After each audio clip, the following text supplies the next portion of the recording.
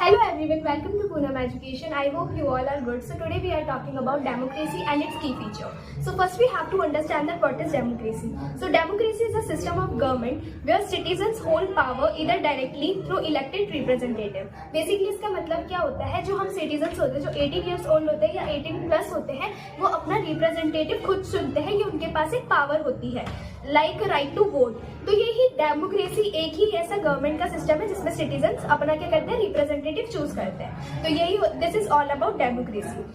If we talk about key features of democracy, democracy हमारा clear हो चुका है, बट अगर हम बात करें उसकी की फीचर की, so the first one is free and fair election. Citizens have the right to vote and choose their leader freely and fairly. इसका मतलब है कि हमारे पास जो सिटीजन्स होते हैं उनके पास क्या होता है, राइट टू वोट होता है, जिससे वो अपना लीडर फ्रीली और फेयरली चुन सकते हैं. The second one is respect for human rights. Democracy protect fundamental rights like freedom of speech. मतलब डेमोक्रेसी क्या, हम सबको पता है कि हमारे पास फंडामेंटल राइट्स है, तो डेमोक्रेसी क्या करता है, उसको प्रोटेक्ट करता है.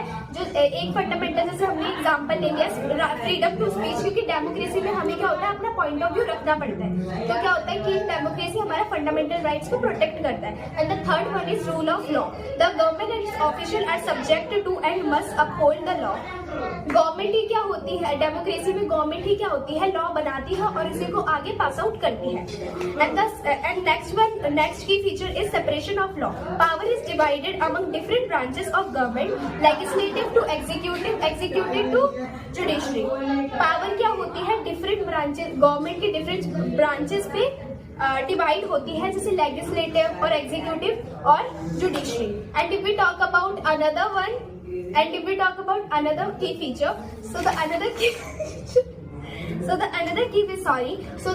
key feature is independent judiciary. The judiciary is free from political interference and is responsible for all interpreting the law. मतलब क्या होता है, जुडिशरी क्या होती है, जुडिशरी हर चीज के लिए रिस्पॉन्सिबल होती है डेमोक्रेसी में. तो जो भी सारा लॉ होता है वो जुडिशरी के क्या होता है, सारा उसके अकॉर्डिंग होता है कि जुडिशरी के पास वो जाएगी हर सारी चीजें. And the last one is